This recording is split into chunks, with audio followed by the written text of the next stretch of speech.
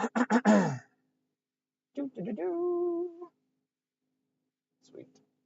Hello, hello, hello. Stay here, 22 WRX Dyno. Anything else on this one?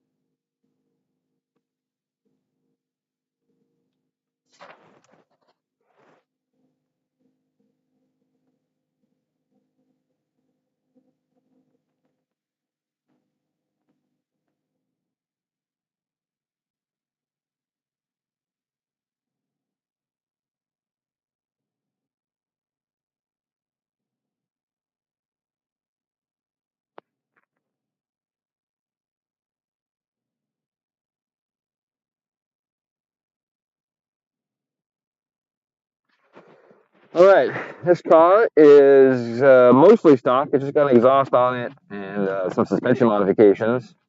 22 WRX. He's got it on the Cobb map right now. The Cobb off the shelf map, which if you've seen it, is not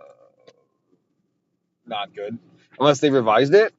The original offering for this was no increase in horsepower. On our test car, it actually lost horsepower. It gained a little bit of torque down low, I think, but it wasn't anything worth buying an access port over on its own. But due to EPA restrictions, that's kind of where they are stuck with it. So, but that opens it up for us, for the tuners, to make something happen. And with that, we're going to make something happen. So first, I'm going to set the tack and then do a baseline run on it and see how it does with the Cobb map on it. Oopsie, hit my blinker. Now the car knows I'm turning right on the dyno. All right, 3,600 RPM at 60. Set that, 3,600, 60.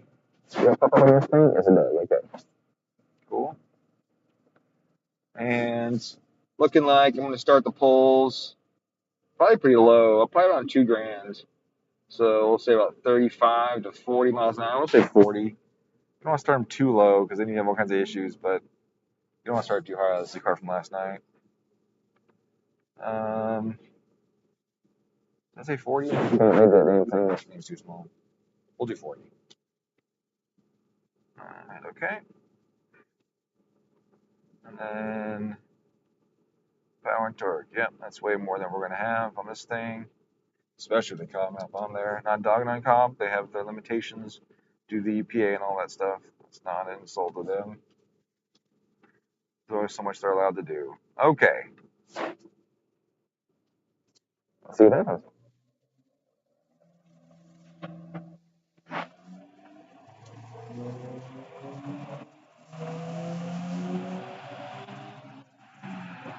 Oh, they did improve it. Look at that, 250. Okay. That's way better than stock. That's way better than stock. That's actually pretty surprising. Oh, the dyno's fucked up. God damn it. I gotta fix that. That's not an accurate reading. Sorry, I just know the dyno fucking is all screwed up.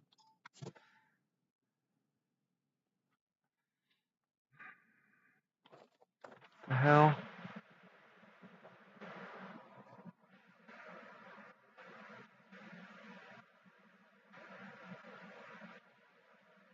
$45 degrees, that's accurate. It's not 90% humidity right now. That's not accurate. And we should be at 27.5 today. I could double check that again.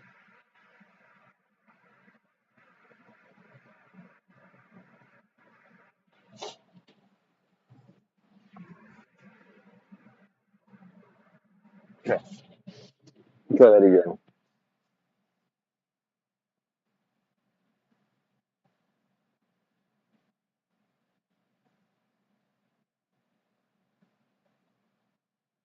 I don't know what FA24 block a 2-liter WRX means. I don't know what that means. You can't put an FA in an EJ. Now, if you want to put an FA entire engine into an O2 WRX, you can do it with the right engine management system. But you're not going to put a 24 under a 2-liter unless you mean FA20 WRX. Then yeah, some people have done that. It's actually interesting. Before the bore was, they've had to do something funky with the heads or something because the cooling jackets don't line up. At least they didn't before. The FB25 cooling jackets didn't line up with the FA20 heads. So I'm intrigued by that. But no part of me would want to use an FA 2-liter anything, honestly, because the FA 2-liter heads are garbage. They're horrid. Now, BRZ heads, on the other hand, are awesome. So if I was going to do something in an old FA WRX, what I would do is I would get BRZ heads and an FA24, or just a whole FA24 from the BRZ, put that in my FA20 WRX. You have to change the cams out, though, because the cam lobes are, well, maybe for 24, I haven't seen 24 cam lobes, but you may have to put the FA20 intake cams in it, which is fine, because the exhaust cams can be nice and big. And do that if you run the factory FA20 ECU. That would be a build right there. Yeah, BRZ heads. Yeah, there you go. Yeah, BRZ heads rip. They're awesome. But that freaking other heads. Well, these people just don't love. Fucking cowards, man. Fucking cowards. If you guys don't know what's going on, there's no context for that comment. I got somebody I'm waiting on some information from, and they're just ducking me because they're scared. All right, let's try this again. Now I got the weather correction set correctly. It'll be like 3% less. And so it's pretty good. It's still better than I expected from the Cobb one. Yeah, 247. That's actually a surprise. Last time we did a 22 on here, it was 215 or 220 something. It wasn't good. So I'm actually really surprised with that. Result. Let me show you what that is. Let's look at the name of that. That is definitely better than I thought it was going to be. Stage 191, 310. Performance calibration for high quality octane or higher pump gas to be used on vehicles with no engine related modifications. All right, Cobb. They definitely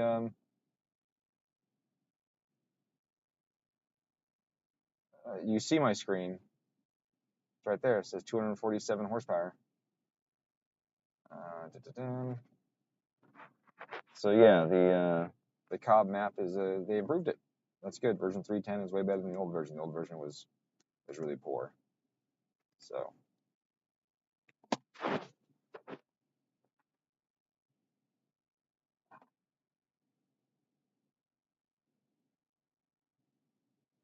Alright, so that was Cobb's map. Now I get to build a map for this car and flash it on. That'll take a while, of course.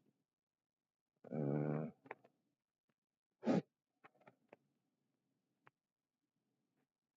think I have it. I'll double check. Yeah, I'm going to 22. Gotta change a couple things for the mods in this car, but overall, I think that'll do it. Put the mass scale back for this car, pull a little timing out of it for safety's sake, and then pull some boost out of it, and then see what we can get as our baseline before we start pushing it.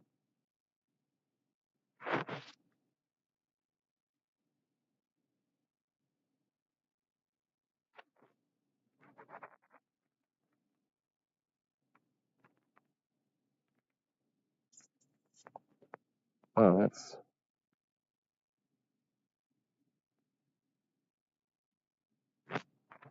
What the hell? What did you do, Cobb?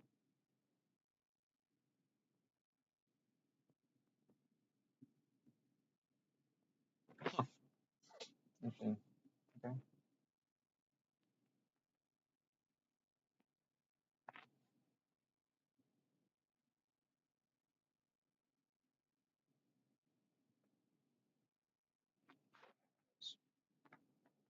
That is super.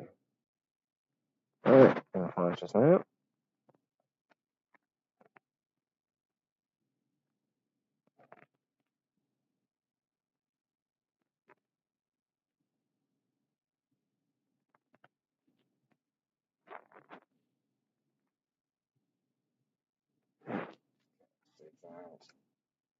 Flash it.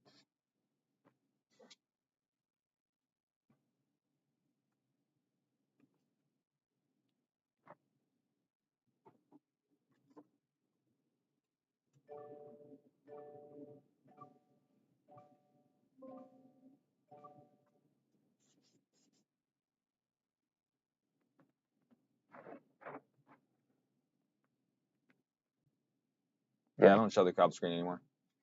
I'll show the Link, I'll show the M-Tron, I'll show the Haltech, but I don't show Cobb anymore. Yeah. Not showing Cobb anymore. Too many guys copying my shit that claim to be my competitors. So I don't do that anymore. Tired of training those assholes.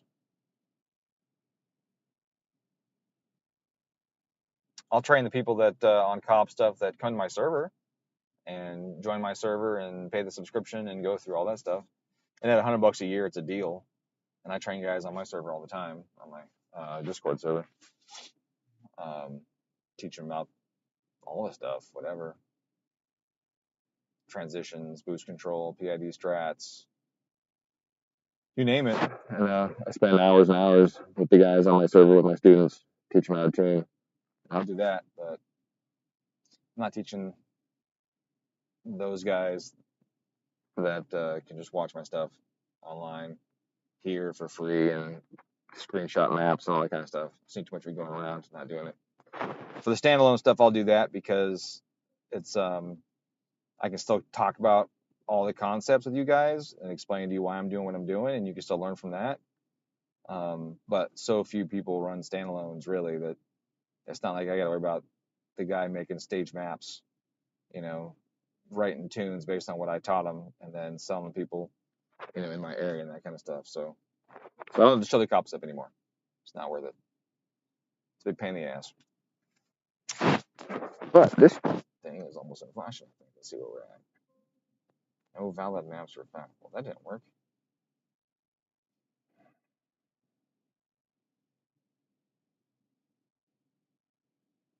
What's going on here?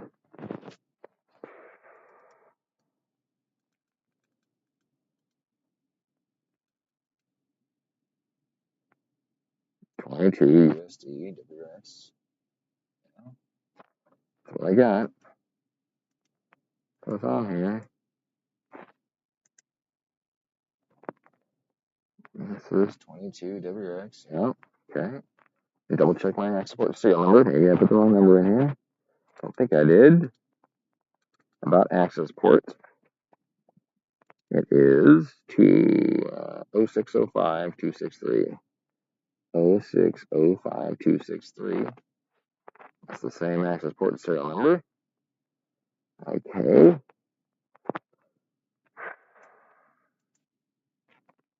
That's annoying. No valid maps found. All right, so may I update the access port?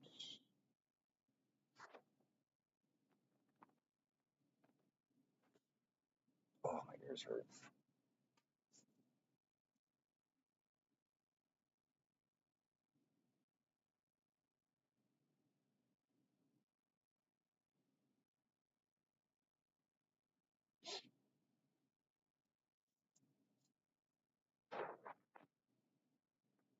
Yes, there's an update. Let's see if that fixes it.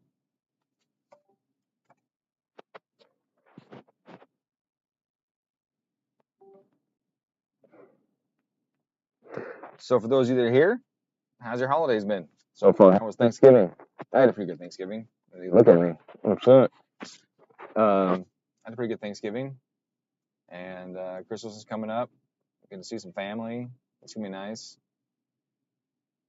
A lot of my family was far away. I got my mom and stepdad and some of my wife's family close, but my dad's side of the family is far away. So I get to go and travel and see them. It's always nice. They're a lot of fun. It's crazy Puerto Ricans. That's what we call ourselves. But we have a blast usually.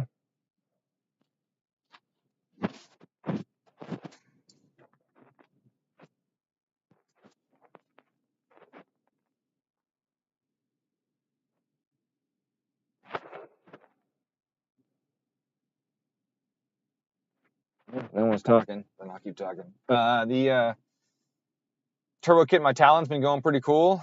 I still haven't figured out intercooling yet. I don't want to do air to air. I want to do air to water. But when you're adding that kind of stuff to a side by side, it can become a little more complex. So I've been running the side by side on ethanol and like 30 to 50%, and it rips. Holy shit, it rips. I doubled the freaking horsepower output of the engine, more than doubled it. Run 20 pounds on that thing with ethanol, and it on this dyno went from 62 to 150 wheel horsepower before the last round of changes. So I'm sure it's up there a bit. No time off Thanksgiving where I am from. Where are you from, Razorhead? Obviously, Thanksgiving is a U.S. holiday for the most part. It's one that I don't think anyone understands. I don't understand it, to be honest with you. As soon as I hide from the EPA, I mentioned the EPA in an email to a customer, and they deleted everything. Time to use code words to keep us going. Right? Yeah. Yeah. Estonia. Right on. How was the performance scene in Estonia? I'd be interested in that. I have not been there. I've been to a lot of places. That's not one of them. I do enjoy traveling, though. Wife and I will take a cruise like once every couple of years. We'll go on a cruise and hit up, some Caribbean stuff or Mexico and Belize, Honduras, things like that. I've been to Europe. I've only been to a few countries in Europe, though, not a bunch. I've been a bunch of Asian countries, uh, things like that. But I definitely would like to go and see more places. Mostly bag stuff, huh? Well, it does, but it's not a bad deal. There's good stuff there. I know that a lot of the stuff that I get for my BMWs comes from either like Estonia or Lithuania. I think Lithuania is the other one. I get a lot of parts shipped from there.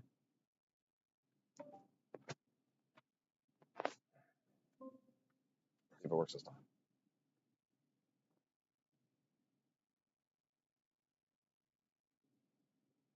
Same thing with ECU. So it said last time. No valid maps were found. What the fuck? I don't understand.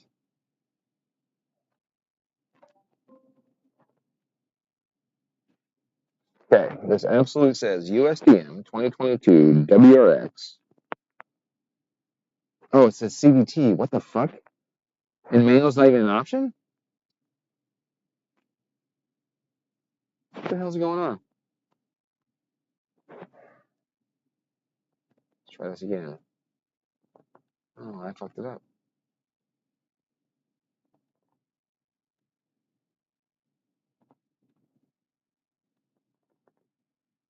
Oh, they changed it. You only get custom features now. Oh, those assholes. All right. That's why I didn't see the CVT. It's weird because it said MT at the top, but then on the left, it said MT on the right and CVT on the left. I missed the CVT. That's all right. Import's quick. All right.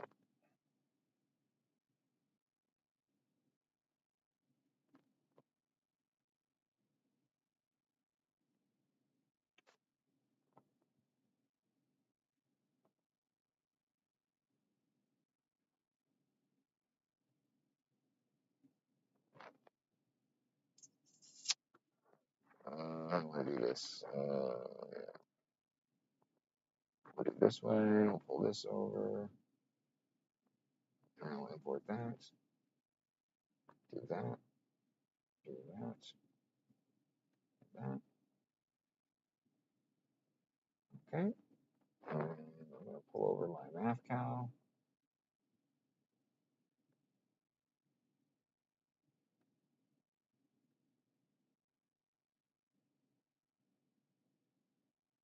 And my ignition map that I changed. Yep. Pull those over. And the descriptions. Okay, there. Hit that. Okay. Save this. Over that one. All right, there we go. Turns out I just missed it. There was a little CVT on there. Now, I have a new laptop. This isn't it. It's a bigger one, a bigger screen, a bigger print, bigger font, etc. And it doesn't have so many problems. This laptop's giving me so many problems. And you don't know this, but I've streamed in Tune on 2 different laptops. Every other Tune, depends on which one it is, what I'm using. Standalones, I typically use the other one. Cobb stuff, I use this one. So I stream from 2 different laptops, and the experience is different on both of them, pretty dramatically, honestly. And it's a bit annoying. So I got another laptop, and I've been trying to get some stuff set up, but some of the programs aren't working. I don't understand what's going on, but some of the programs aren't working. So I might just do like a virtual machine and then like leave the old laptop at home plugged into the internet and then access it and do it, from this laptop, from the new one or something. I don't know. I'm trying to figure out how I want to do it, but it doesn't work right on the new one. The new one's Windows 11, so not all the stuff transferred over well and it's running right. I don't know why. I open up the Cobb software on my new laptop and she goes like super slow. Every mouse click takes like 5 seconds to respond. I don't understand what's going on. I've rebooted it, reinstalled it, and everything else, and for some reason the Cobb software does not work on that laptop. So not sure what I'm gonna do about that. The other stuff seems to work okay, but eventually I'll get down to one laptop, which is what I want. Just one laptop. I got to carry 2. I have 3 here with me today. I have the new one, the medium one, which I'm on now, and then my old one. And I want to get just a one laptop, get consolidated again. So we'll see. Hopefully that works out. I actually bought a laptop from Costco. Well, that's not true. All 3 of these laptops did me from Costco at some point. But my last 2 were Lenovo. So this one here that I'm on, and the other one's Lenovo. The new one's an MSI. I'm really disappointed in the Lenovo's overall. So I vowed not to buy another one, and so I didn't. I got an MSI. And that laptop showed up, and honestly, it's really nice. I don't think the trackpad is as good. It doesn't track your finger well like the other ones do, which is kind of a bummer. But the fit and finish of it is really nice. The locations of all the ports, it's got a metric butt whack of cooling. I've never seen a laptop with so many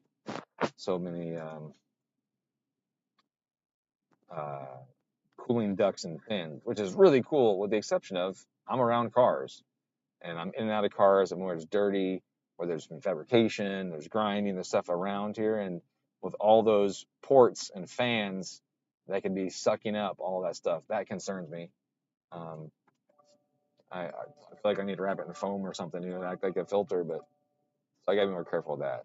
That's a bummer. But anyways, someday I'll get to one laptop. I look forward to that.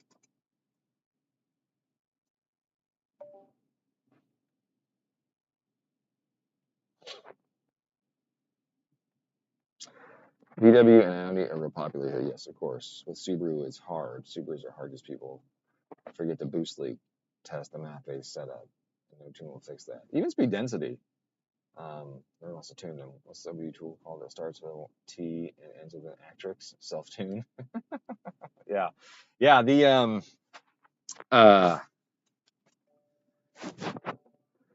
even speed density, if you got a boost loop, you're gonna run rich. And people understand that. And actually, just a smart way to work, I was thinking about creating a video explaining that. 2 videos I want to do again are oil and how boost leaks affect cars, MAF and speed density. But you pop even like a blow off valve line off of a car that's speed density, and you're gonna go from 11 to 10, maybe 10.5 or something, depends on how hard the ECU is trying to hit your boost target. But it'll go rich unless the car has full-time closed loop. If it's got full-time closed loop, you'll see a bigger trim, right, to compensate for it. But boost leaks affect everything. They affect all the cars. If you got a boost leak and the computer's actively trying to hit that boost target, then your exhaust pressure is going to go up because it's going to shut the gate more to try and hit that boost target. The exhaust pressure goes up. You retain more exhaust gas in the cylinders during overlap and when the exhaust valve finally shuts. You have more exhaust of a higher pressure in the cylinder, and that displaces the amount of fresh air charge you would get on the next intake stroke. So it would make the car run rich. So the boost leg affects everything. Okay, so boost leg, yeah, I mean, or just your trim, or just you see that your trim is way off. But I mean, with any ECU that has an EMAP sensor, maybe your boost pressure adjustment. No, that's not true, Steve. That's not true at all. It doesn't make sense. Versus EMAP sensor, sure, but not versus MAP sensor. It isn't like your throttle body all of a sudden becomes this huge difference. And the boost pressure is the leaked pressure thing. So no, that's not a correct statement.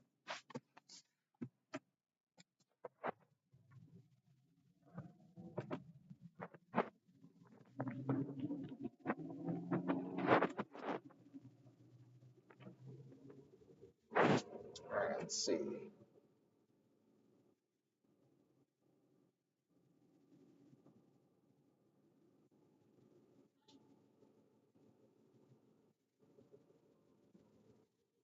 You say you're not smart enough to mess with ECUs like that. Well, I mean, to be completely honest with you, the factory ECU is the most complex and difficult ECU to deal with. The only thing is that we've had guys cut up all the stuff, and most of the stuff is done already. So all we're doing is making slight changes to it. But if you were to try and do a factory ECU from bones, scratch, it'd be misery. And the BMW ECUs, if you're talking about those, yeah, those are very complex. Those Bosches are very complex. They are a pain in the ass. They take forever to tune. I have one in my BMW 440, and there's 5,000 tables identified on that ECU. 5,000 tables on the Bosch ECU. That's insanity. It's just absolutely insane.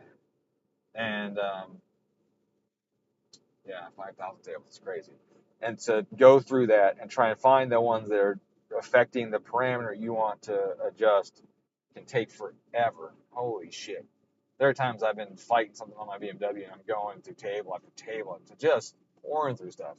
And then, sure enough, there it is with some weird name that's in German that the guys haven't figured out what it stands for yet. And it's just one value. There's one little block. You need to go 3, enter, and then all your problems go away. You're like, God damn it! Like there's just so much stuff on those ECUs that's just buried in there. It is something dealing with those. Let me tell you. And there's a lot of stuff where I'm like, there's just not enough information about some of the things as far as like what it's going to or what it's trying to accomplish. And you're like, how is it controlling boost, right? Like the boost control on those Bosch ECUs, in my opinion, is rubbish. It's over-engineered rubbish. It's so over-engineered. It's honestly, it's like you guys tried too hard. You guys tried too hard for this boost control. Like it doesn't need all that stuff. And then you get a car and you modify this smidge and your boost goes up and down, up and down, up and down. You're like, oh yeah, that boost control system worked really good. Like it's just crazy. Other systems have way more ability to compensate for changes compared to what like that Bosch thing can do. So it's an event. Let me tell you, tuning those Bosch ECUs. It's definitely an event. All right, I think this ECU here. This looks like it's about normal operating temperature. Let's make sure the cams are all active. Everything's active. All right, so we're gonna pull on it. We'll see what my base map does. Probably not as high as the Cobb because my base and I pulled some stuff out of it, but maybe. We'll see.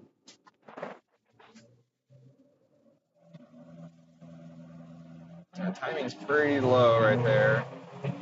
Put on timing now. I haven't pulled that much out. Holy moly. Oh, still made more. Okay. It moved to the mid range. Let's see, which is that isn't surprising. Because Cobb had their hands tied with a lot of it. So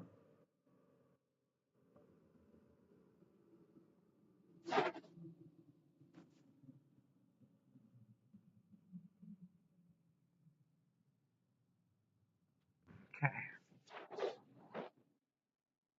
I had no timing in that. It was -6 degrees through peak torque there, and then by 5,000, it had 1 degree on it, or 2 degrees on it by 5,000. So hardly any timing on it.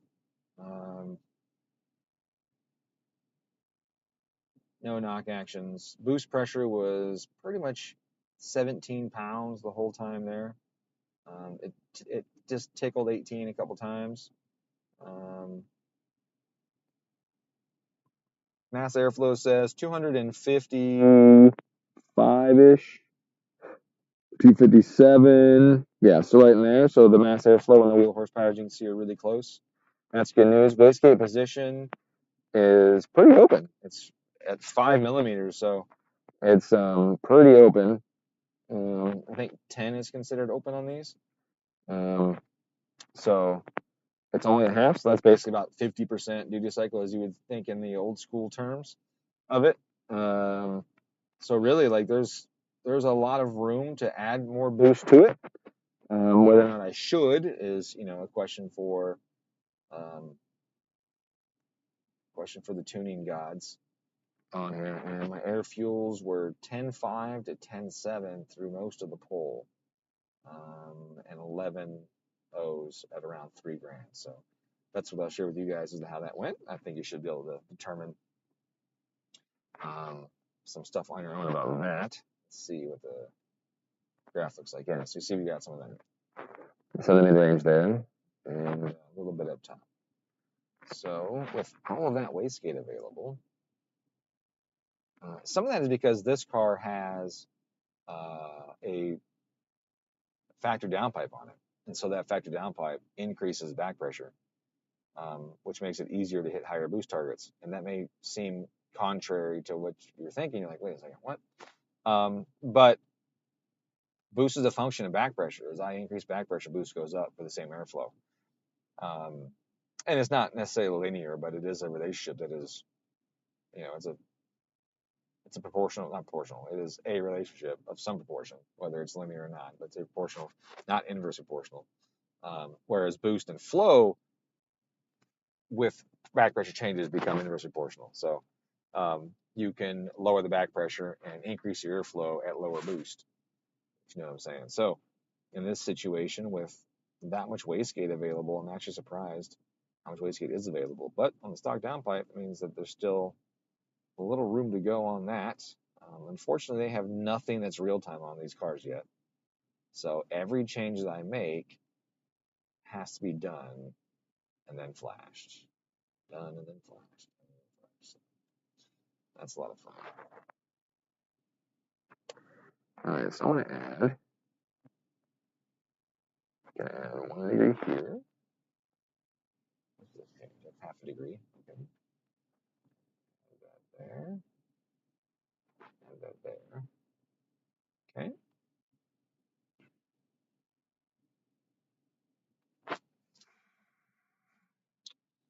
Then I'm going to add some boost. I'm going to increase the boost target a little bit. I'm going to add some boost target up on top. I don't feel that I need to do a bunch in the mid-range. I'm actually kind of bummed out that the Cobb map was so improved over the old map. It doesn't give me as much room to play as I had before. And I'm glad for Cobb. That's good for Cobb. But that's a bummer for my customer because I had hyped them up that we were going to make more. And not realizing they probably improved the map this much. So that's what you get. That's what you get from my freaking mouth. Is that my first swear word of the stream? What's wrong with me? I just hit R like I would in Mtron instead of H. That's funny. Okay. So those are my changes. You didn't see them, but I increased boost a little bit. I raised timing a little bit. And I'm going to leave fuel rich right now.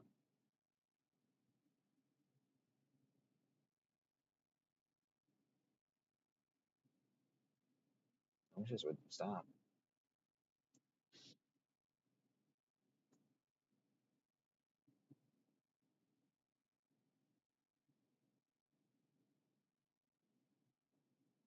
I really hate the new Cobb software.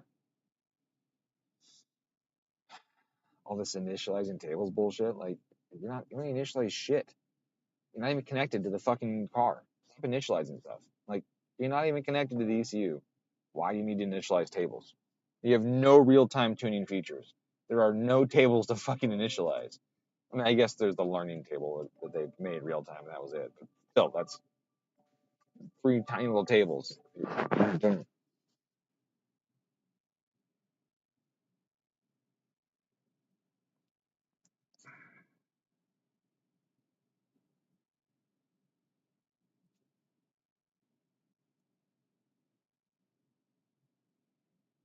Yeah, I can't believe they made 2 fucking 47 on the Cobb tune. That's good. It was way more than they made the last time. That's crazy. I'm glad. I'm glad I made a video about it, and it was is the new WRX just another Subaru turd or something like that? And we did the Cobb map before and after, and it was not an improvement, not an improvement at all. And I think I hated on the car a bit during that video turd, the video as well when I called it a turd. But truth be told, I like the new one. I like the VB. I would almost buy one, almost, if there wasn't already so many other cooler cars out there for the same price. Let's see. Out of curiosity, if you do not mind, on Link G4X, will it be possible to still read codes or read? No, there's no such thing as codes. Really, I mean, you have the links codes, but it's not OBD protocol. So no, the answer is no. You will not. The link is not going to use the standardized, federalized OBD standards for car stuff at all. So no. Unless they did some crazy shit, it's no. Please turn this off. All right. Our number is 509.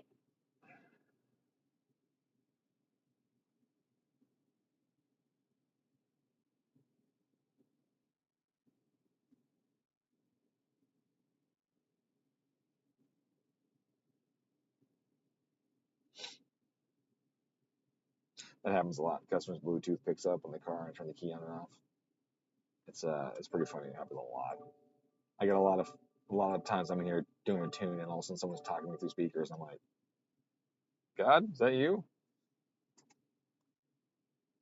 Or someone's wife. Or even going, what's taking so long? I get that one. I hear that one a lot.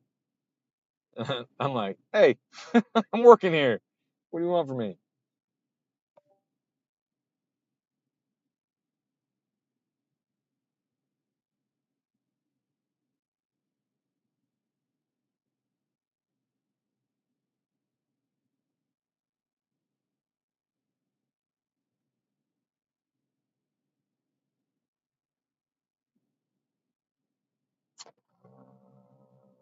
All right.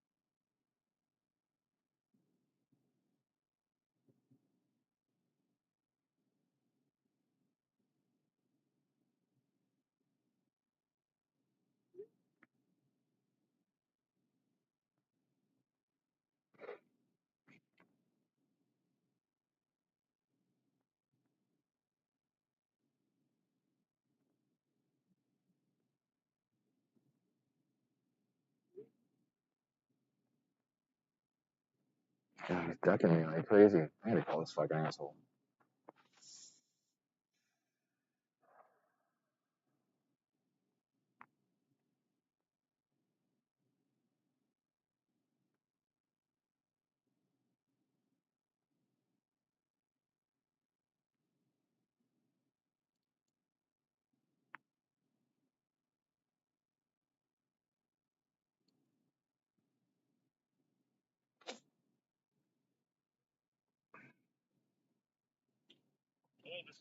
Richard, Dominic.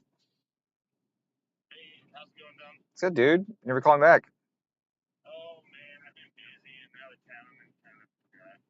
Gotcha.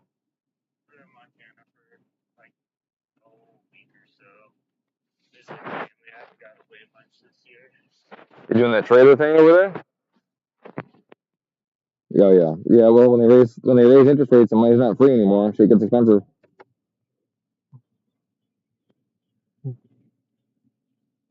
Yeah, yeah. I haven't seen your car or heard from John.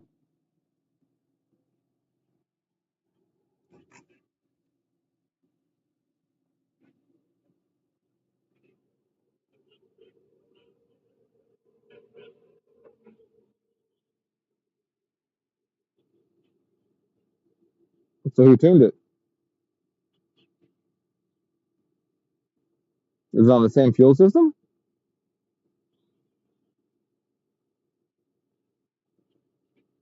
Well, I mean, you had to tune for the injector, didn't you? Or did you tow it home?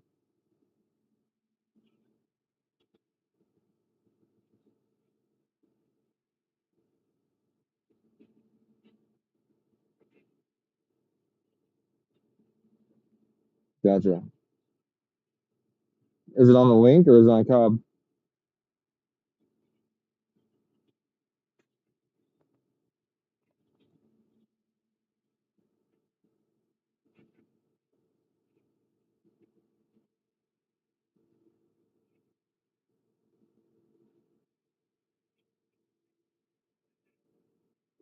I agree.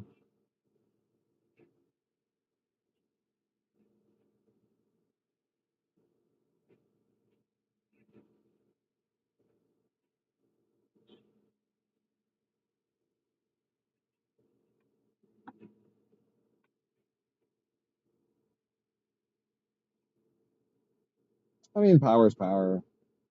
You know, it's just about the features and the way it does it. So, motorsports features and, rolling launch control or anti-lag or whatever, and flex fuel that actually works, flex fuel that actually works correctly and it has fuel temperature and all that stuff along with it. And then we can do fuel pressure and a bunch of other shit in it and just get it all monitored. And full-time closed loop, we put an O2 sensor in the downpipe instead. So when you're in the power, it can make sure your fuel ratio is correct and not wrong. Not too rich, not too lean.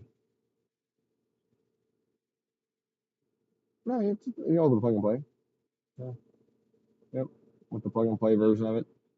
You got to buy the sensor, which you got to do regardless. You got to do their CAN lambda stuff and add some extra wires, but that's it. It's all stuff I do all the time. So it's yeah around there, yeah around there. With the O2 sensor and all that, they just had a big sale a couple weeks ago, where all the link shit was like really big discounts. But they do link sales like every couple months. They had a big Mtron sale too that was ridiculous. Holy shit, it was a ridiculous sale. Stuff was way cheaper than it's been in the past, and I picked up a few then just because. But with my luck, that big sales because they're probably dropping another new one on you, so, and making the old one. Yeah, but I got a few units anyways at that really good price. They're more. Um, they're about $1,000 more because you gotta get a harness. Um, you gotta get a harness, and then it's more expensive anyway. So instead of being, like I think the link one's like 17 or 1800 for your model. I think it's something like that. The Mtron for your model would be 25, and then you got to add a $700 harness onto it. But with the link being 18 and no harness, you still got to buy the $400 O2 sensor setup. Whereas with the Mtron, it controls O2 sensors natively, so you don't need an O2 sensor additional controller for it. So there's some give and take there, but the Mtron's still more expensive. But it's also more capable. It's way more capable. It does way cooler shit, and it has a lot more fuel models available, and you can capitalize on each fuel model like when it's the best for the engine. So they're pretty cool.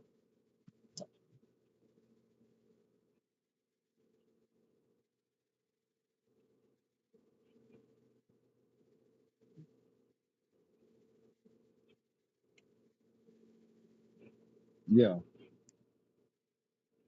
Yep.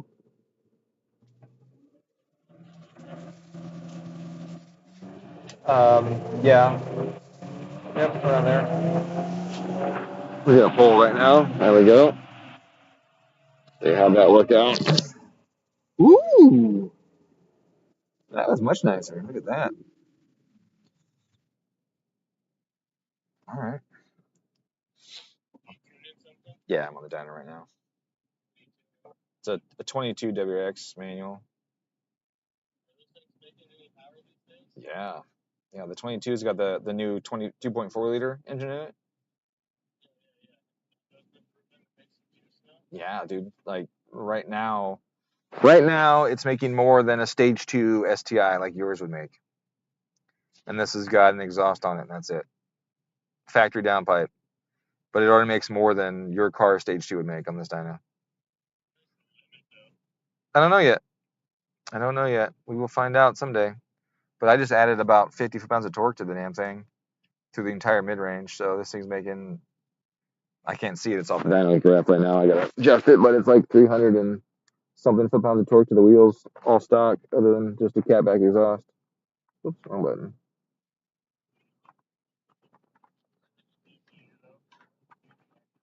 Oh yeah, I totally. I mean, that's my opinion. You know, I think it is. It's. I mean, just like the idle control, the fuel control. The fuel control is key, right? Like the biggest thing is knowing that the engine is going to have the right amount of fuel all the time, instead of, like I said, the factory ECU doesn't even monitor that, right? It's not even looking when you're in boost, and the the Mtron and the Link can both do that and make changes. The Mtron does a better job, but the Link's really bang for the buck. The Link is pretty awesome, but as far as total capacity, the Mtron definitely outdoes it in significant fashion. Let's see. Oh, it was more than 50 foot-pounds. Hell yeah. I think I just added about 75 foot-pounds of torque to the wheels on this thing. Yeah. Yeah, that is okay. That's okay for me. I'm sure the customer will notice that. Let's see. So I went from 257, is that what that says? Torque? Wait, 257 or 267. It's so far away, I can't read it. 267 to 335, 37. So 70 foot-pounds right there over what you came with.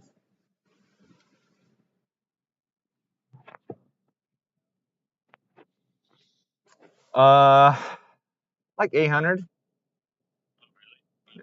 Yeah, 7 and change to 800, somewhere in there.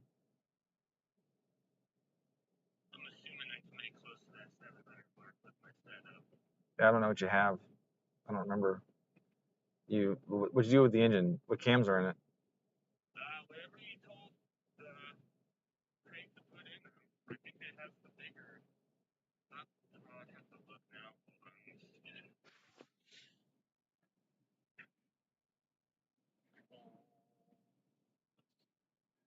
They weren't mine though, right?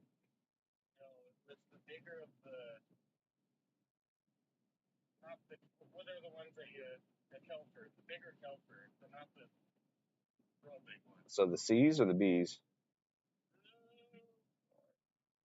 It's all good. It don't matter. Okay. Yeah. The B's are a great cam for the intake lobe. I love them for the intake lobe. They work really good. But the exhaust lobe's a little small. So that'll be our only limitation, really. I think it'll just be the exhaust lobe in that situation. I tried to get them to do the combo that I do, but they didn't want to do it, and they didn't want to give you. I remember this now. They didn't want to give you a refund that was adequate for the cams, and so you had to go with what they had available. I remember that now. Great. I think it's the 272s, the C's. Oh, the C's. Okay, C's are good. C's have a good exhaust lobe. Intake lobe's too big, in my opinion, but they make good power. They carry well. They don't spool as fast as the B's do, but they carry power really well. So that'll be good. That'll be nice. We'll get lots of power out of it. Should be around that 700 mark. Yeah, we'll find out. On ethanol, probably, something like that.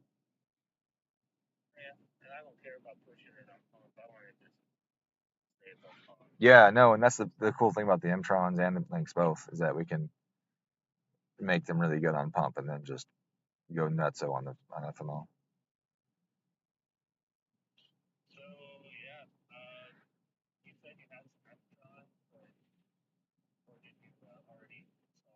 No, I have some. Yeah.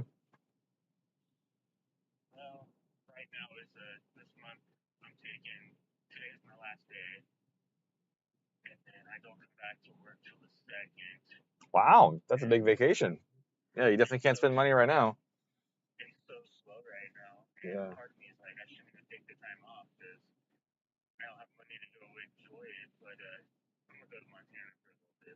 Sure.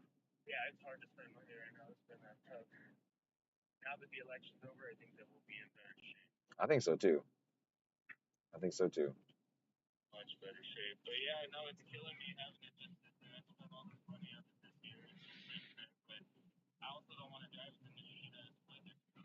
Sure.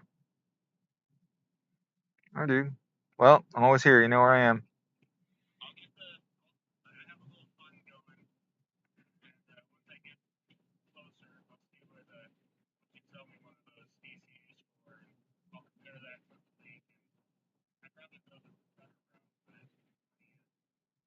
Yeah, money's definitely an option.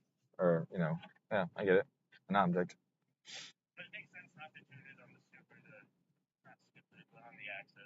I mean, we can, you know, we can just be a little nicer to it.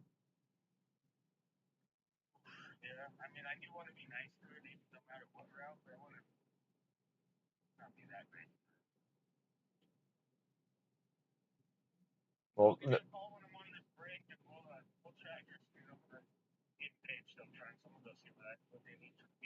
okay.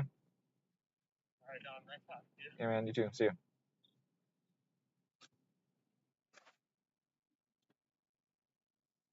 All right.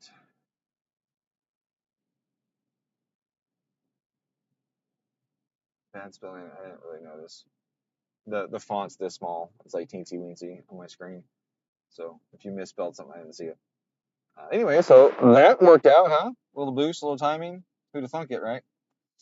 It made a lot more in the range than I thought. And really, when you think about that, getting that much torque out of a pound of boost, that's not the boost, right? That was the timing that I added. And when you're getting that much timing out of 1 degree, I think that was actually 1.5 degrees, that tells you where you are on that spark hook curve. That's a term for a test. It's called the spark hook test. I don't know what they call it nowadays, but back in the old days, they called it the spark hook test. And what they would do is they would run an engine at one speed at one load, and they would add timing. And as you add timing, you gain torque or power, whichever way you want to look at it. And initially, when you start adding timing, you get big increases in torque because the engine is being retarded a lot. Say it's, you got, say, 20 degrees, not enough timing. You're going to lose a ton of torque. That piston's already moving down the cylinder before that peak cylinder pressure even ever happens. In some cases, you could put a low enough amount of time in there that you never even get full burn or, a full peak of cylinder pressure. If you've ever seen cylinder pressure, it's really, well, when I say peak, it describes it. It goes up and spikes up and then falls away. And if you put timing that's too little, then what happens is that it doesn't have a spike. It actually rolls over and goes flat.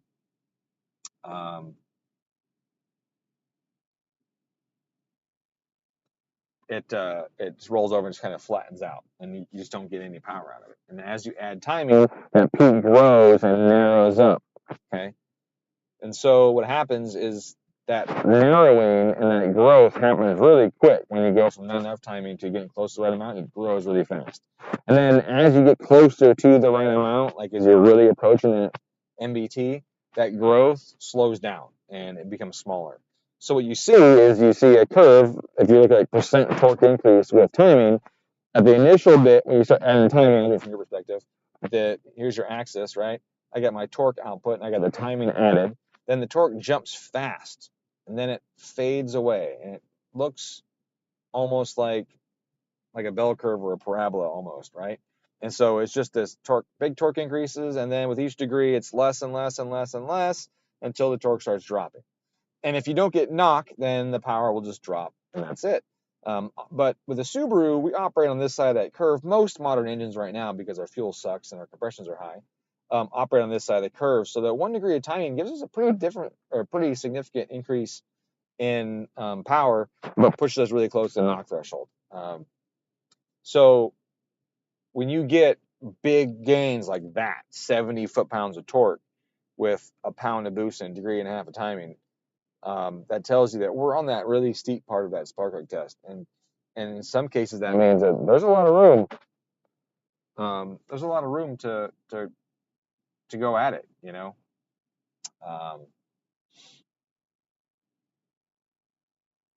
Unless you get really crappy fuel. If you get really crappy fuel that's going to knock, then you're just going to be approaching that knock threshold that much quicker.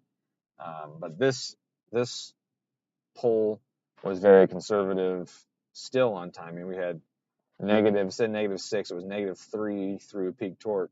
And then I lost my log. I closed it. Let me go back to my log here.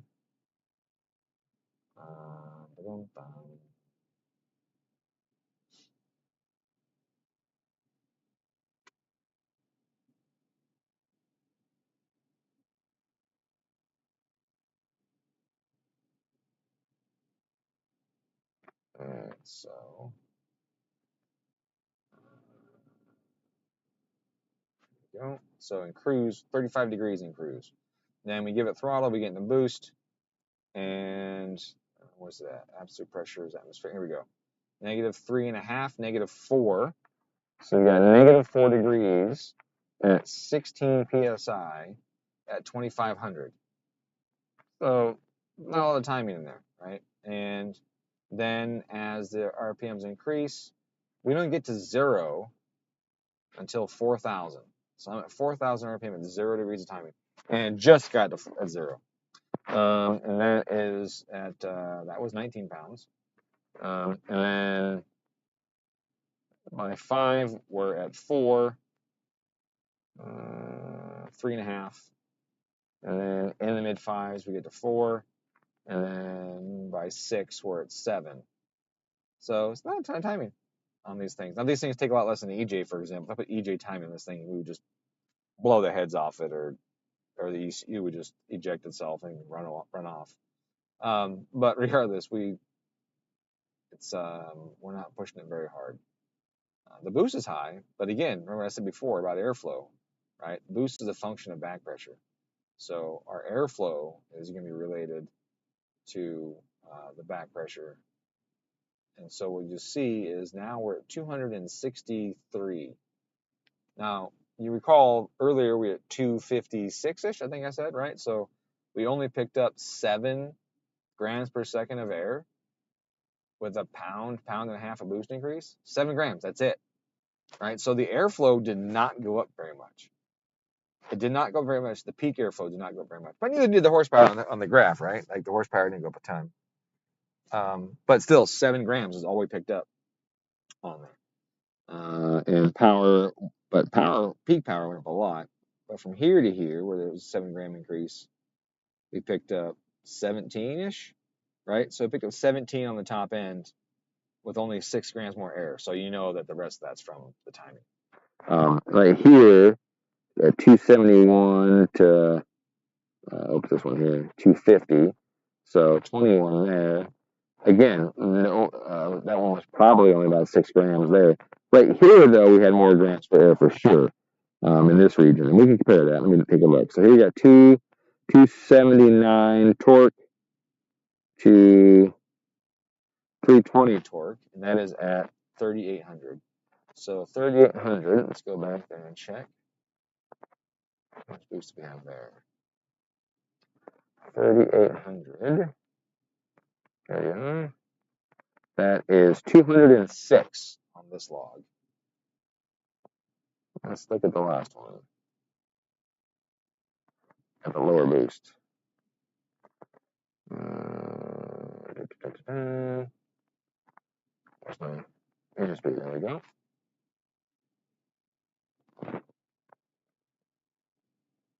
Is that 38? Oh, yeah, 3800. Here, 38.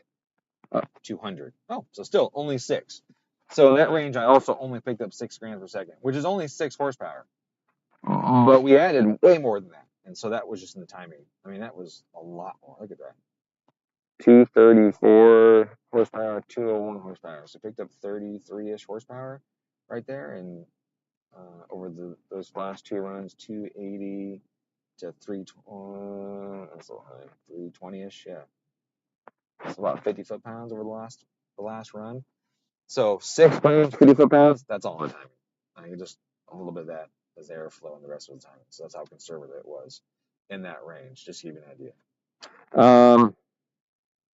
Here the power dips a smidge. There's no knock in the log. So the timing is flat there, though. It doesn't increase a bunch through there. It stays pretty flat through this region from like 6 and on.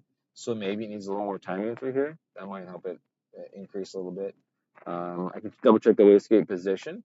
If that wastegate starts to close a bunch right here to try and hit out the higher boost target that I had, that'll kill the power too. So we'll do that. We'll check wastegate position. That makes more sense. So I'm going to bring up my demo viewer again because I closed it. Let's open this last log. I'm going to check that wastegate position near the end of the pole and see if it suddenly closed to try and hit that boost target. And if it did, I'm going to lower that boost target up there so the wastegate will actually open up top. Here's the end of the pole, 6,200. Okay, wastegate position. 3.9 is no, not really, honestly. So it was 4 and change at 55-ish. And then it starts to close down a little bit. Oh, it gets down to 3 in the spot there. I didn't see that. 3.0. So yeah, there's definitely a little more rapid closing right there on the top end. Right at 6K, there's a dip to 3. And then it starts to back up again. So maybe at 6K, I gotta drop the boost a smidge right there to try and keep that wastegate open a little more. Looks like that shutting down was a little too much. And then I'm gonna check the timing and see what I got there. Timing, 7, 8, 9. No, it goes up decently quick. Goes up from 7 at 58 to 9 or so at 62. So it had a little spike at the end. No knock or feedback knock, nothing like that. Damn, still good. So definitely probably just going to see if I can adjust that with the boost. So I'm going to go to my boost target. I'm going to drop it down right around the 6 mark. Just drop it in a smidge. And again, what I'm trying to do here is try and get the wastegate to drop in position or to not close as much in its position, because that often increases back pressure. All right, so I'm going to do that. And I'm going to check the fuel next. And maybe do a small tweak on the fuel. Let's see, I close that. I do a small fuel tweak. See where I was at. If I just lean out a little bit right up top there. I mean, it's like 10.5, I think, up there is where I got it. Really conservative, so let me double check.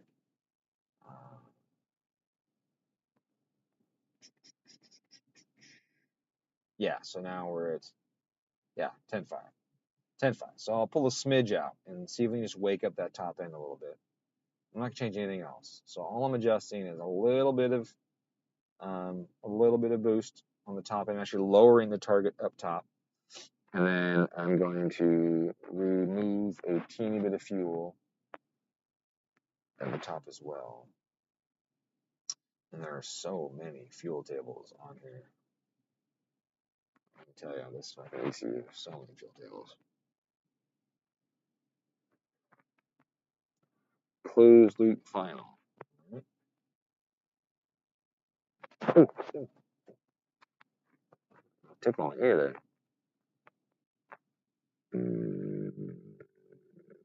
So it's 52. So 52 and up. I'm going to pull 0.2 out of it. Just 0.2 AFR, that's it.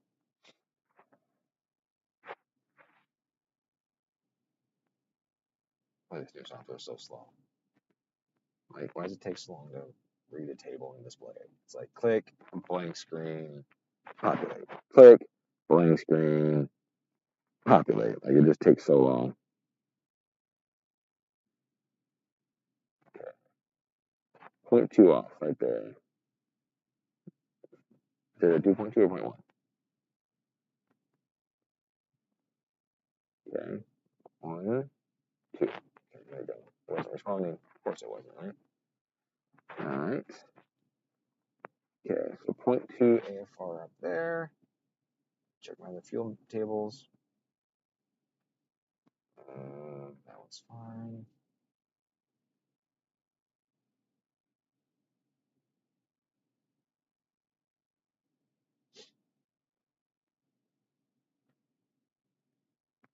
Okay. Tiny change.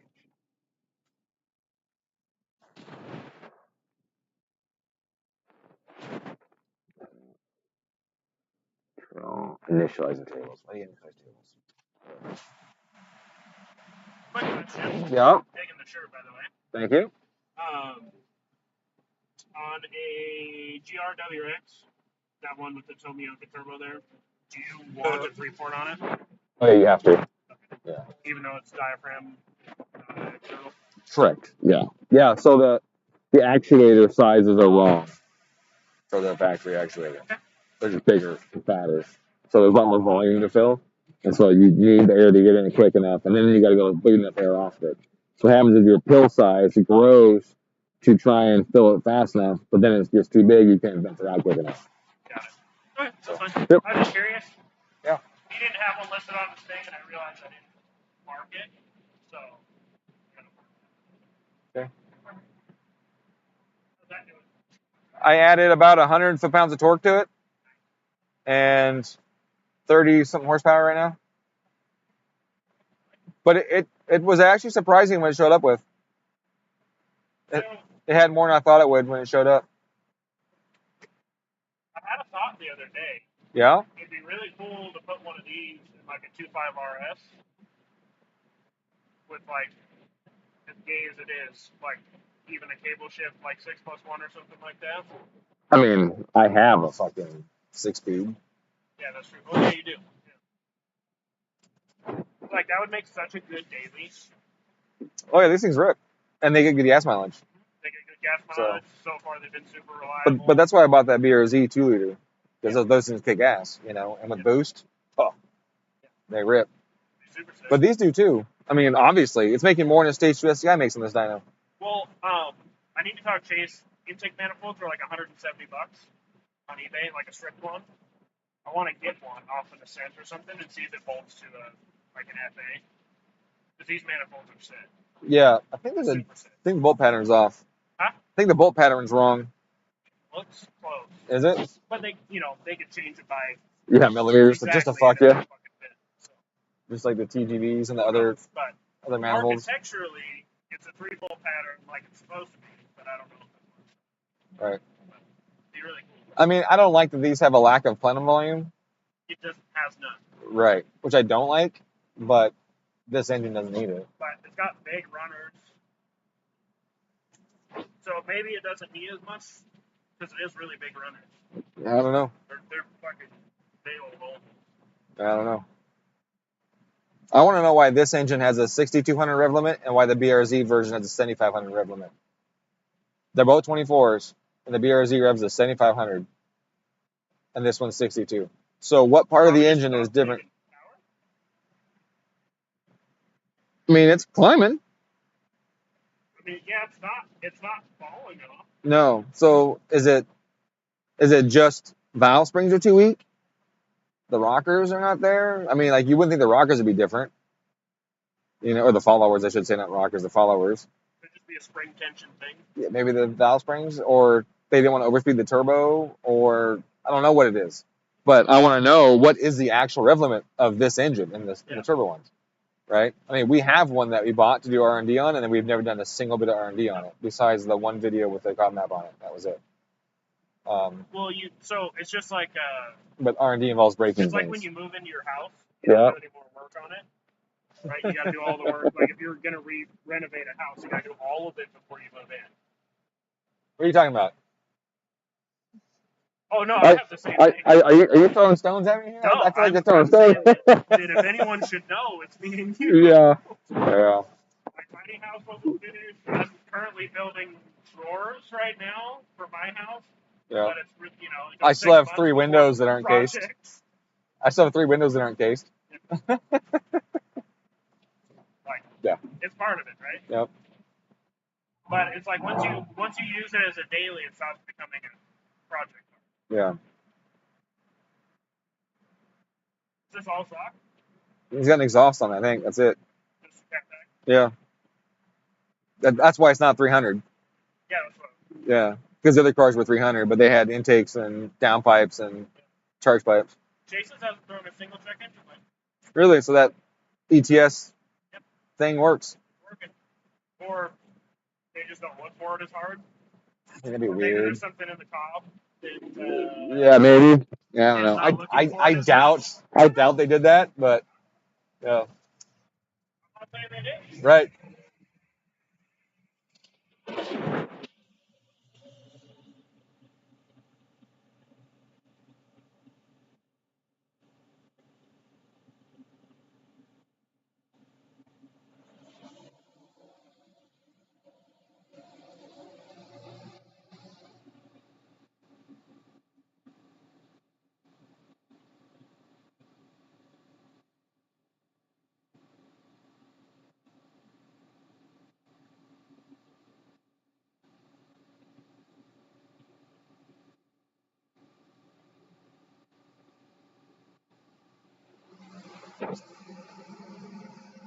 If it wasn't cold outside, I wouldn't roll into it.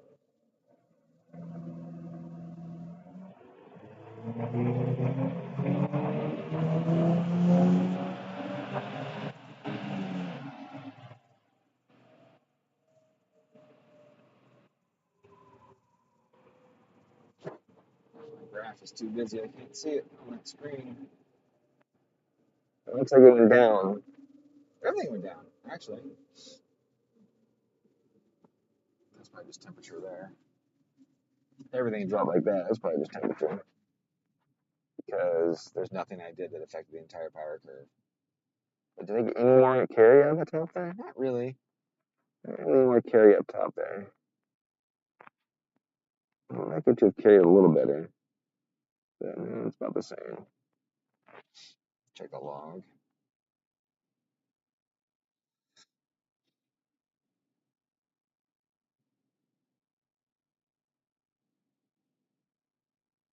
Check that wastegate. The wastegate is more open. Okay?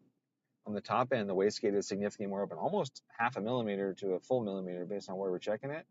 So it did exactly what I wanted to do there. It actually raised it. But it might have went too far. My airflow did drop some, but just a tiny bit. It dropped like 1 or 2 grams. Timing looks the same. There's no knot correction, none of that. I think that's just a timing or a temperature thing. So I'm going to do another pull here. Now the exhaust is hot and see if it behaves the same or what we get out of it. In the meantime, I'll put all these freaking graphs.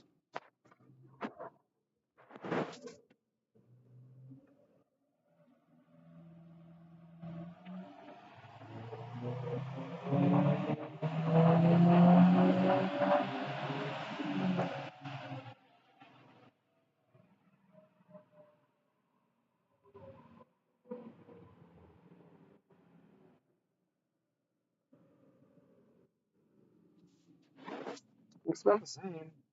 Wasn't 279 earlier though? Double check, see where it went. I could have pulled too much off the top. 2 runs ago, load that up. 272, okay.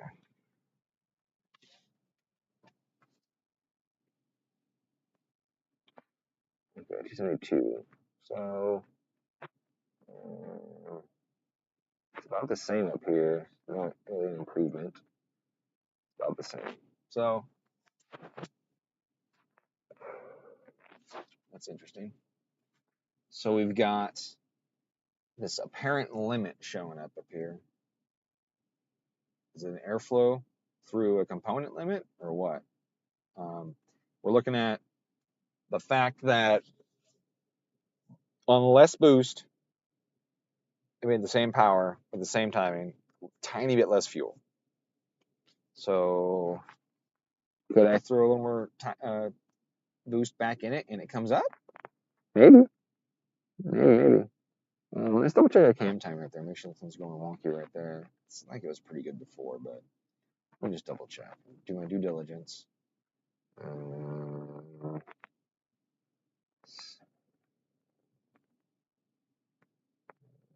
I mean, it is changing there, but it's at target. It might benefit from a little change in cam timing there. But I mean, we're really splitting hairs here, right? We're not talking about a huge power drop. And we're talking about a short rod motor trying to turn a higher RPM. So I can't be too upset about that.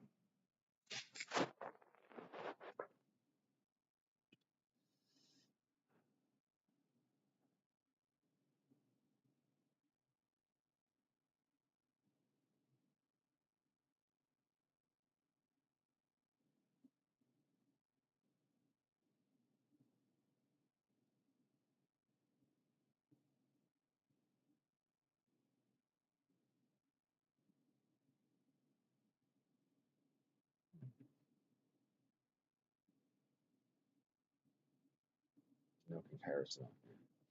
Interesting. Mine is showing negative. My tune is not negative anywhere.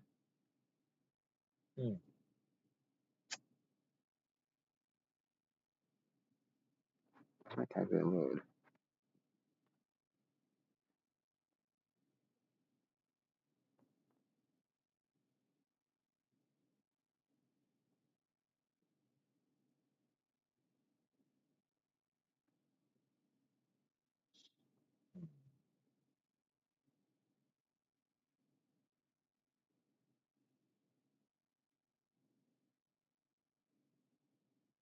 Ugh, software. Just it's almost bad as the whole tech software. I feel like I'm just walking in fans trying to get things done.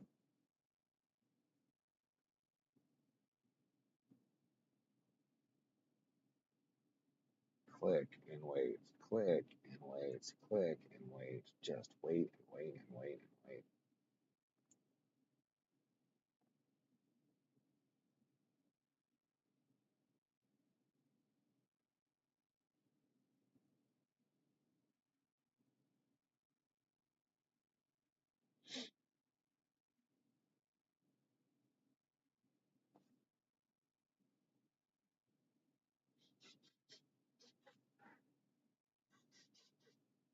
I like a gas leak, but natural gas, not gasoline.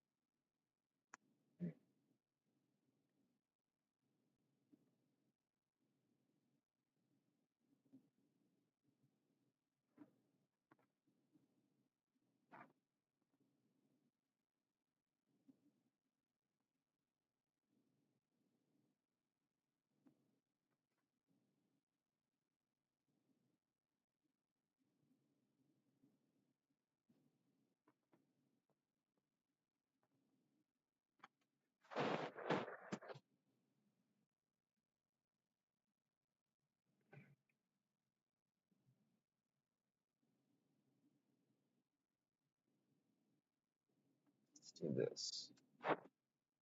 See if that has the desired effect there.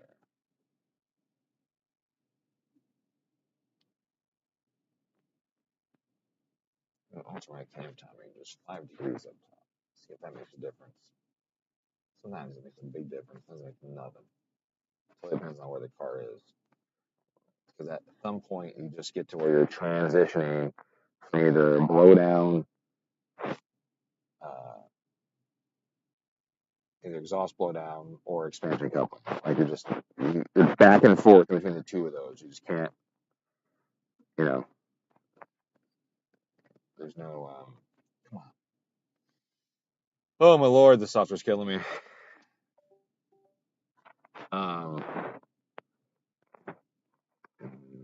Let's switch right here.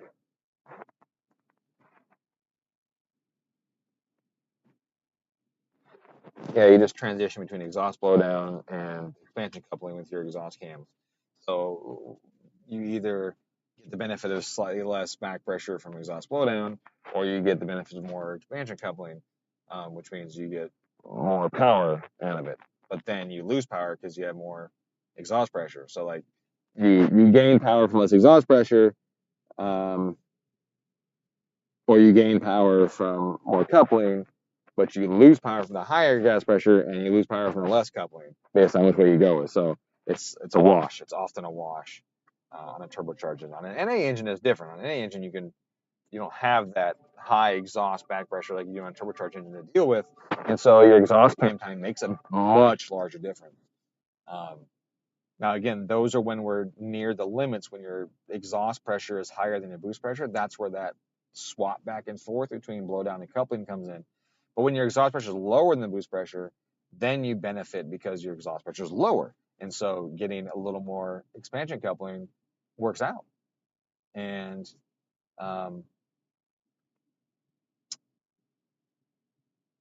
it works out because your back pressure is technically lower than it could be. And if you have boost pressure that's higher than the exhaust back pressure, then you're pushing air through and cleaning the chamber out and cleaning out the residual exhaust gas during overlap. So it just depends on where you are in the power curve. If I adjusted cam timing at 3,000 RPM, if I adjusted exhaust cam timing at 3,000 RPM a little bit, I'm going to see a way bigger improvement than I'm going to see adjusting exhaust cam timing at 6,000 RPM a little bit, right? At 6,000 RPM, I should see hardly any difference. But at 3,000 RPM, I should see a pretty big difference because I have that entirely different situation with my balance between my exhaust back pressure and my intake boost pressure.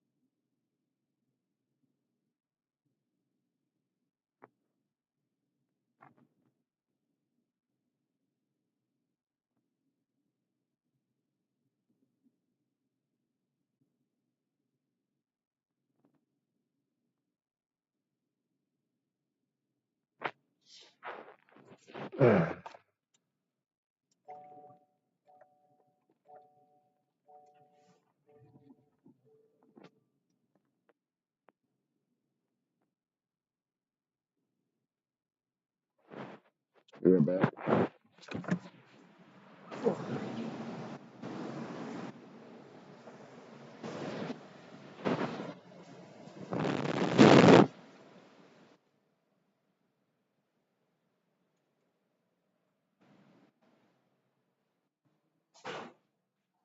Show you where I'm at so far. Almost done. I think I think this might be the last poll coming up. We'll see. It did a lot more than I thought it would do on the Cobb map. Yeah, they must have revised it because last time we did Cobb map, it did like 220 something. This did 240 something on the Cobb map. So, oh, I should probably show you where it was when it showed up. Let me get there.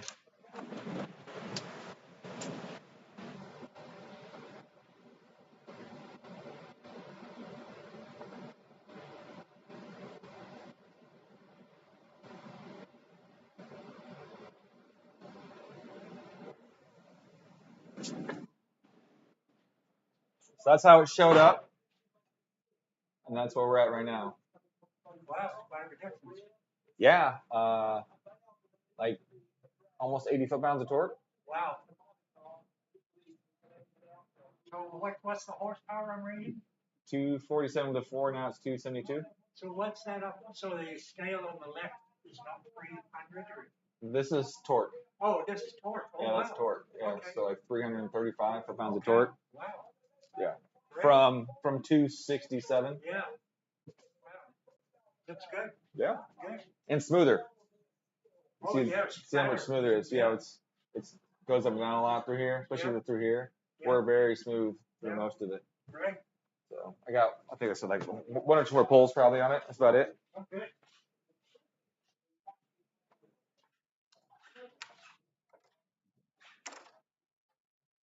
You guys have lunch plans or what?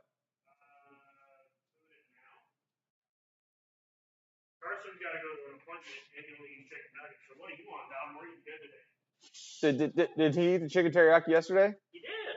Well, it's not only chicken nuggets, it's also chicken teriyaki. But here's the thing, right? It's still chicken. I made a thing. That's like the chicken nugget of Asian food. That's different. I think It's pretty spring rolls clean. are probably the chicken nugget of Asian food. That could be Or yeah. something or- like that. Yeah. But it's not, Right. I get it. Yeah. Yeah.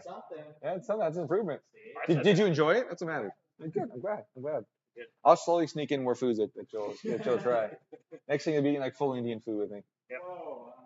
I had some awesome Indian food yesterday, dude. They did good for yesterday. I made some tikka masala at my house from scratch. Yeah. Everything from scratch. Yeah. Clarified butter or ghee?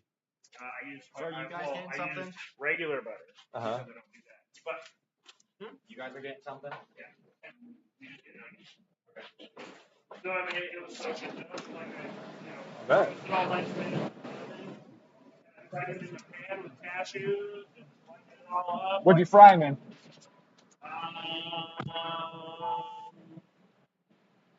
I don't know if I used avocado oil or olive oil. You have an important message about your vehicle's health. What? It says I have an important message about your vehicle's health. Oh. Doesn't like me doing rips on them. I know, apparently. Yeah. But No, don't check so inside, good. though. All right, dude. I think this is it. I think this is the glory pole right here. That's the one. Yeah. I'm hungry. So what do you want? I'm good for whatever. I'm good for whatever today. I've been eating really well, and by not well, I mean I've been eating a lot. Have you been eating good food though? I mean, yeah, it's been great. Okay. Yeah, I had, like I said, I had way too much Indian food the other day. I had like $50 Indian food, and I ate almost all of it myself and saved a little bit for Teresa. I love it. I had a nice lamb biryani and their shrimp fucking curry there. Holy fuck! Which one is it? The tandoori grill truck on Oh, Government? So you told me to go to that, and I drove by it the other day, and I was like, oh, there it is. yeah, it's I didn't have time to stop, but I no, wanted you don't have time because it takes them forever to make your shit. It's like 20 to 40 minutes to make your meal, But that means they made it fresh. Yep. And so I made it to order. I go there, I order, and I sit in my car and answer emails for 40 fucking minutes until my food's ready. Yeah, I gotta stop it. But they're It's like the House of India right here in Post Falls is okay. yeah, no, it's pretty good. Yeah. I like their naan bread at the Indian place there by Walmart. Yeah. Yeah, I like their naan bread better there. Not that tandoori grill is bad naan bread. It's still good naan bread. I just prefer the more garlicky flavor going here. My favorite is Mango Tree, but the tikka masala that I made was like in between. Not quite as good as Mango Tree, but definitely better than Yeah, House of India. I think Mango Tree is better than House of India, but I think tandoori is better than Mango Tree. Yeah. You gotta try it. I love it. You gotta try it. It's great. I try it everywhere I go. Oh, I know what I want to do. Did I extend it some? Did I extend it some? Did you?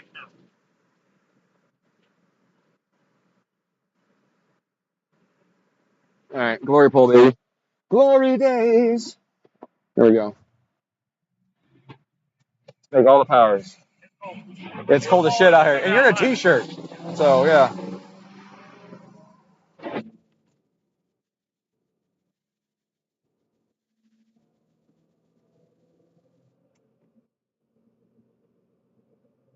Start live.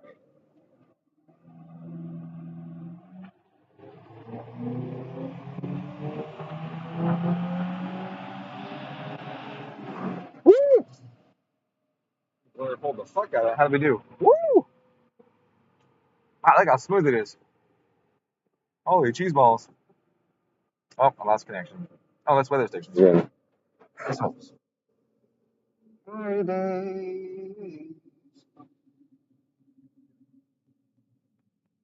VB. VB's rock, dude. VB rocks. I'm gonna put that in chat even. VB rocks. It's so much better than the fucking FA20. Holy shit. FA24.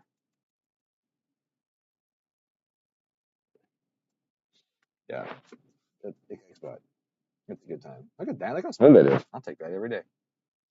Every day of the week. Oh shit. I know it's okay. We'll double check our parameters again. 45. That's actually probably high. It's probably colder than that, honestly.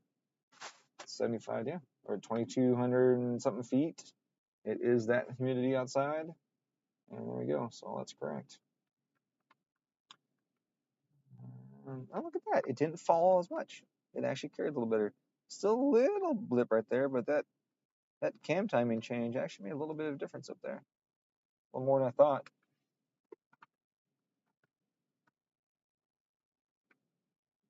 Okay. Let's see. All right. So let's delete this. Let's bring up Cobb tune versus the last poll. And hit the OK button. And come on.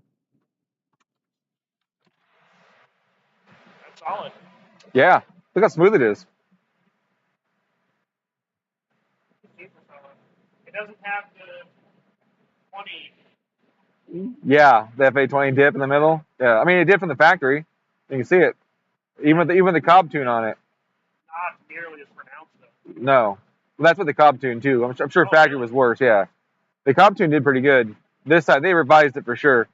I don't know if my video saying it sucked anything to do with that or not, but that's definitely better than it was. You remember how bad Chase's was? It was real Yeah, bad. well, didn't it only make like 260 something? No, not even. Not even? It was like 225, and it made like 224 on the Cobb tune. Well, last I heard they were making 460 on it. Yeah, on stock boost, I'm sure. Yeah, I'm sorry. With pump gas. Just how time it is. Yeah. You haven't even I'm the done. ethanol. I'm done. Perfect.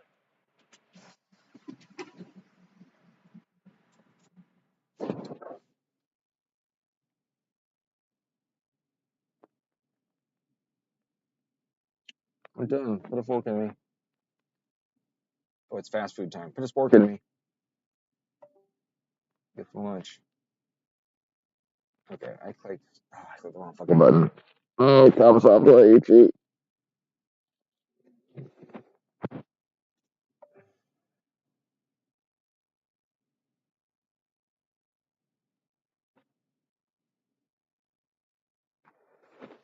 All right. Well, do I have a stock tune one? I think I have a stock tune. Yeah, no, I do. Let's look at Chase's because he has a 22. It's a stock tune. So we'll go G. Let's do the speaker so I can see it.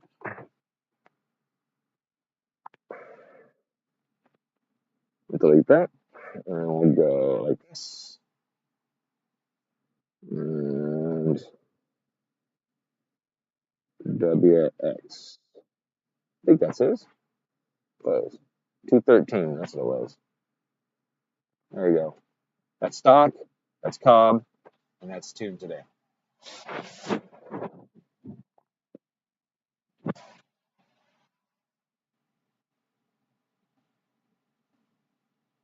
Look at Cobb. they fixed their tune. That's awesome. I'm so glad for them. Honestly, I'm really glad that they got a better tune out there now on their access ports, because that first one was really, really bad. It wasn't an improvement over stock. So this is awesome that it's better. So stock, Cobb, and then today's tune. I could probably knock timing down a smidge right here, just to knock this boost down and knock that torque down, flatten out right here. That would take this and just knock some out of the horsepower curve and flatten up a little bit.